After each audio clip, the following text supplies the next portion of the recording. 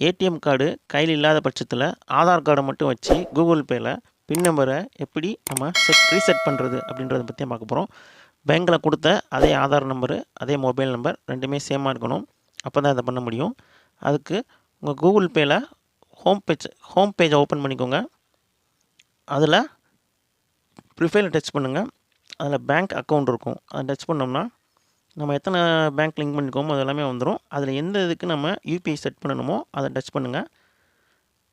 அடுத்து forgot UPI பின் அப்படின்னு வரும். அதை டச் பண்ணோம்னா அதில் ஆதார் கார்டு, டெபிட் கார்டு 2 வரும். ஆதாரை டச் பண்ணுங்கள். அதில் ஃபஸ்ட்டு 6 டிஜிட், ஆதாரோட ஃபஸ்ட்டு 6 டிஜிட் கேட்கும்.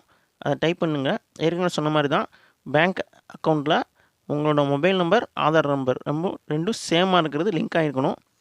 அதை டச் பண்ணோம்னா ஒரு ஓடிபி வரும் ஆதார் சைட்லேருந்து. நெக்ஸ்ட்டு பேங்க் சைட்லேருந்து ஓடிபி வரும். ரெண்டுமே ஆட்டோமேட்டிக்காக அதுவே ஷோ ஆகி ஜென்ரேட் ஆகிடும். நெக்ஸ்ட்டு 6 டிஜிட்டில் யூபிஐ பின் நம்பர் நம்மளே செட் பண்ணிக்கணும். செட் பண்ணிட்டோம்னா கூகுள் பேயில் யூபிஐ பின் ரீசெட் ஆகிடும்.